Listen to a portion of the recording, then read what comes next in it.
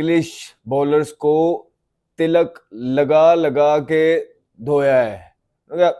Come here does, come here does. उफ, कितना potential है इस लड़के में, आउटस्टैंडिंग इनिंग खेली है। It's not the first time कि तिलक वर्मा ने इस तरह की इनिंग खेली है। आपको याद होगा साउथ अफ्रीका के अंदर भी इस लड़के ने 2 सेंचुरियां T20 में ऑलरेडी की हुई हैं। और याद रहे कि ये मिडिल ऑर्डर के बैट्समैन थे। जब इन्होंने सूर्या कुमार यादव जब कप्तान बने तो इन्होंने साउथ अफ्रीका के अंदर उनसे रिक्वेस्ट की कि काइंडली मुझे आप ओपन करने दीजिए, let me have a go at the open.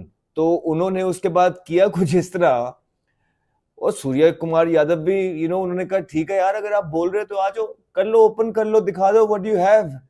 उसने कुछ ऐसा किया कि उस लड़के ने 2 सेंचुरियां कर दी साउथ अफ्रीका के अंदर। एक यंगस्टर आया और उसने 2 सेंचुरियां मारी, उसके साथ वहां पे संजू सैमसन ने भी मारी। लेकिन आज जो इनिंग है वो उन 2 इनिंग से बिल्कुल डिफरेंट है, क्योंकि आज इनके पेशेंस, इनके कैरेक्टर, डिटर्मिनेशन का, नर्व्स का, सब चीजों का टेस्ट था।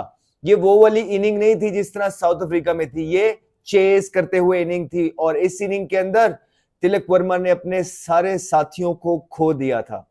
इस इनिंग के अंदर सैमसन भी चल ना सके। इस इनिंग के अंदर सूर्या कुमार यादव भी जल्द ही ड्रेसिंग रूम में वापस चले गए। इस इनिंग के अंदर पांड्या का बल्ला भी खामोश रहा। इस इनिंग में तिलक वर्मा के साथ कोई खड़ा ना हो सका।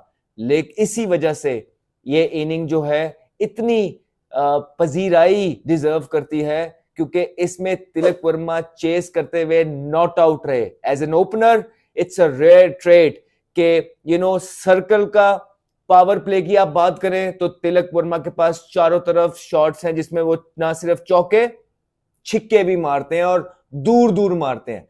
मिडिल में इनके पास स्पिनर्स को मारने के लिए पावर मौजूद है। काउ कॉर्नर से लेके, सामने से लेके हर डायमेंशन पे, इवन कवर्स और एक्स्ट्रा कवर पे भी हमने इनके छिक्के देखे हैं, ये वहां मार सकते हैं। फिर एक चीज रह गई थी तिलक वर्मा की, वो आज उन्होंने इतनी ही जल्दी अपने करियर के अंदर वो भी सबको करके दिखा दी। वो ये था कि क्या तिलक वर्मा एंड तक रह सकते हैं? क्या तिलक वर्मा टीम इंडिया को मैच जितवा सकते हैं? क्या तिलक वर्मा ये जो चेज है ये पूरा कर सकते हैं तन्हा? उन्होंने उसका जवाब दिया। जवाब ये था कि हाँ, मैं कर सकता हूं। ऐसी सिचुएशंस आई मैच के अंदर जहां पे बहुत मुश्किल हो गया था उनका ट्रस्ट करना कि क्या बिश्नोई को सिंगल दे के शुरू में ही वुड के सामने या दूसरे बॉलर्स के सामने एक्सपोज करना है या नहीं। उन्होंने सिंगल भी नहीं लिया। अब ऐसी सिचुएशन में जब आप सिंगल डिनाई कर देते हैं, और हमने जब कैमरा पड़ा गौतम गंभीर पे, वो भी इस डिसीजन से कुछ खासे खुश नजर नहीं आ रहे थे। उन्होंने भी उस पे कहा कि यार इसको सिंगल लेना चाहिए, जो हमें जेस्चर्स पता लगे हैं टीवी के ऊपर। शायद उन्होंने गेम अपने हाथ में ली, जो उनको ठीक लगता था उन्होंने वो किया, and guess what, he delivered. उन्होंने आज भारत के लिए वो इनिंग खेली है जिसपे भारतीय तो खुश होंगे ही होंगे, लेकिन इनका अपना कॉन्फिडेंस लेवल जो है वो स्काई हाई हो जाएगा। आज के बाद तिलक वर्मा ने वो सारी चीजें टिक कर दी हैं T20 क्रिकेट में जो एक प्लेयर से रिक्वायरमेंट होती है। पावर प्ले का फायदा उठाना, पावर प्ले खत्म होना, स्पिनर को छिक्के मारना, और आज उन्होंने फिनिश भी करके दिया। I think hats off to him.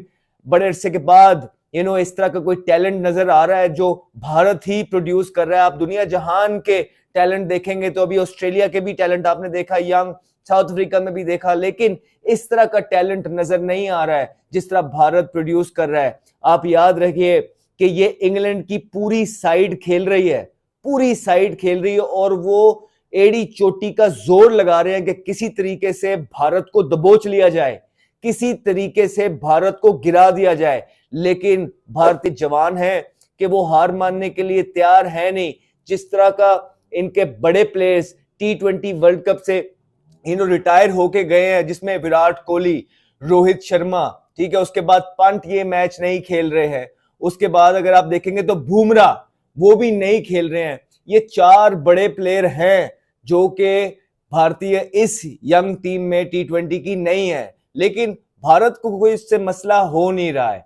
Bharat के जो यंगस्टर्स हैं वो उनकी कमी महसूस होने दे नहीं रहे हैं। इतनी डेप्थ है भारत के पास। और दूसरी तरफ कुछ टीमें हैं कि वो अपना चैंपियंस ट्रॉफी की टीम भी डिसाइड नहीं कर पा रहे हैं।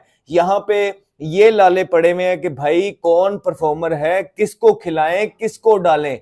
और भारत ये कर रहा है कि उनको ये समझ नहीं आ रही इतने परफॉर्मर हैं किसको डालें, और जो कोई मिस हो जाता है कि उसके साथ ऐसा लगता है कि बड़ी ज्यादती हो गई।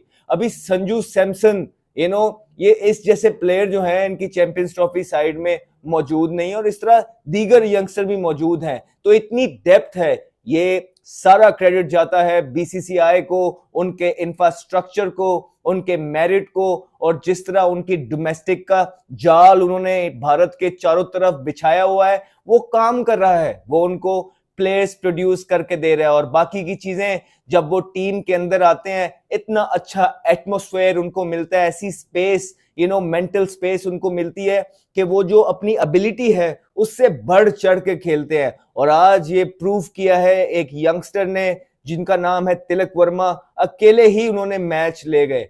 दूसरी तरफ अगर आप बात करेंगे भारत की बॉलिंग की, तो मिली जुली बॉलिंग रही है बिल्कुल। अर्शदीप भी थोड़े से एक्सपेंसिव रहे, 40 हुआ, गालिबन आउट उन्होंने किए। पांड्या को सिर्फ 2 ओवर दिए गए, इसका कुछ मकसद समझ नहीं आया, वो अपने 4 ओवर पूरे कर सकते थे।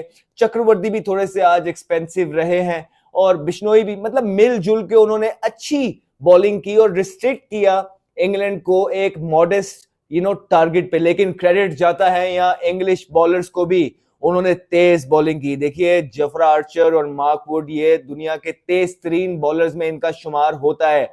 अब आके जोफ्रा आर्चर भी रिदम में आहिस्ता आहिस्ता लगने लग गए हैं, और मार्क वुड ने भी आज तेज बॉलिंग की है। आप फील्ड प्लेसमेंट्स देख सकते थे कि मैच फंसा भी हुआ था, लेकिन कप्तान को वुड पे जिस तरह की वो बॉलिंग और पेस प्रोड्यूस कर रहे थे, इतना यकीन था कि शॉर्ट लेग भी हेलमेट के साथ लगाया हुआ था, इतनी तेज बॉलिंग कर रहे थे। लेकिन क्रेडिट जाता है यहाँ वॉशिंगटन सुंदर को भी, जिसने वॉशिंगटन सुंदर ने जो 13वां ओवर मार्क वुड का बटोरा है उसमें 18 रन का वो ओवर लगाया है। वहां से बटलर ने ये प्लान किया था कि ये ओवर हम मार्क वुड को कराते हैं, और बटलर कोशिश कर रहा था कि विकेट ले उस ओवर में। और दूसरी तरफ कुछ और ही प्लान थे वॉशिंगटन सुंदर के, उन्होंने उसी ओवर में उनके मेन बॉलर को मार्क वुड, उनका विकेट टेकर को 18 स्कोर जड़ दिए। और उसके बाद आर्चर का भी जो उन्होंने आखिरी ओवर किया है, आर्चर को भी काफी स्कोर हुए उसमें, कई खैर 16-18 रन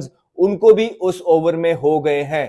तो जो चेंजिंग मोमेंट्स थे वो इसी तरह के थे कि जिस तरह 13वां ओवर बहुत इंपॉर्टेंट था। आप एक्सपेक्ट करते हैं वुड आएगा विकेट लेगा, लेकिन वुड ना ले सका। ना सिर्फ उन्होंने विकेट नहीं ली उस ओवर में, बल्कि 18 रन लीक कर दिए। फिर उसके बाद आर्चर जब आए अपना आखिरी ओवर करने के लिए, उनको भी गालिबन इतना ही स्कोर हुआ। तो एंड में कुछ चीजें बटलर के लिए बैठी नहीं, और फिर ये भी समझ आई नहीं कि उन्होंने किस तरह लिविंगस्टोन को सेकंड लास्ट ओवर बचा के रखा, और ओवरटन का लास्ट।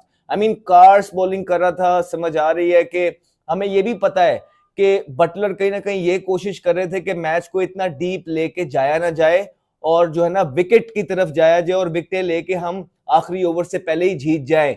लेकिन भारत के कुछ और प्लान थे, वो उनको भी उन्होंने कैलकुलेशन की हुई थी, वो डीप गए, और जिसकी वजह से जो है उनको अपने बॉलर्स जो है लिविंगस्टन और ओवरटन एक्सपोज करने पड़े एंड में। शायद उनकी जगह अगर मार्क वुड या आर्चर का ओवर पड़ा होता तो वो उनके पास इतनी पेस और इतनी सलाहियतें हैं कि वो टेल को, स्पेशली बिश्नोई को रिप थ्रू कर जाते, उनकी विकेट ले लेते। लेकिन यहाँ थोड़ी सी गलती कर गए जॉश बटलर।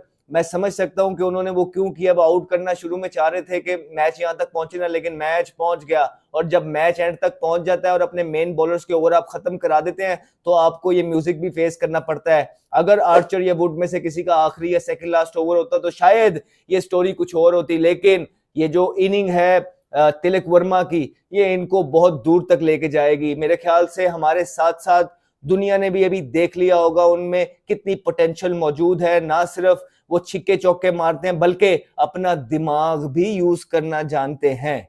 ये एक रेयर ट्रेड बनता जा रहा है, क्योंकि आजकल जो लोग आते हैं वो सिर्फ आंखें बंद करते हैं और छिक्के चौके की तरफ जाते हैं। लेकिन जो गेम अवेयरनेस तिलक वर्मा ने आज शो की है, उन्होंने बताया है कि वो कितने पोटेंशियल वाले प्लेयर हैं और इस लड़के का फ्यूचर लंबा है। भारत के लिए लंबा सर्व करेंगे ये। और दूसरी तरफ अगर आप बात करें इस सीरीज की, तो भारत 2-0 अप है और अपने होम के अंदर जो एक लेगेसी है व्हाइट बॉल के अंदर वो रखे हुए हैं। और जो पीछे सारा केओस मचा ऑस्ट्रेलिया के अंदर और न्यूजीलैंड के अंदर, अब ये 2 विक्ट्रीज जो हैं ये मोमेंटम को शिफ्ट करेंगे। अब ये हवा सारी एक जीत की तरफ आएगी और चैंपियंस ट्रॉफी से पहले अच्छी बातें होना आपकी टीम के लिए बहुत जरूरी है। आप चाहें या ना चाहें, आप सुनते हैं और आपका कॉन्फिडेंस जो है वो स्काई हाई हो जाता है जब when people are praising you, and it's a good sign. Champions trophy से पहले जो व्हाइट बॉल में जिस तरह की क्रिकेट प्रोड्यूस कर रही है भारत को फायदा होगा दो कि वो जो टीम है वो ऑलमोस्ट चेंज होगी, लेकिन एक हवा, एक एटमॉस्फेयर, ये बहुत फर्क डालती है आपके कॉन्फिडेंस के अंदर, टीम के एनवायरनमेंट के अंदर। और भारत कभी भी नहीं चाहेगा कि जिस तरह की परफॉर्मेंस भारत ने प्रोड्यूस की है ऑस्ट्रेलिया और न्यूजीलैंड में, लोग उसी की बातें करते हुए इनको चैंपियंस ट्रॉफी तक पहुंचा के आए। इस कॉन्फिडेंस के साथ भारत कभी भी जाना नहीं चाहता। और भारत के जो यंगस्टर्स हैं, बच्चे हैं, वो सीनियर्स की मदद कर रहे हैं। वो बता रहे हैं कि आप बेफिक्र रहिए, सारी जिंदगी आपने भारत का झंडा उठा के रखा है, अब हमारी बारी है, हम भी कोशिश करेंगे कि आप लोगों की जितनी हेल्प हो सके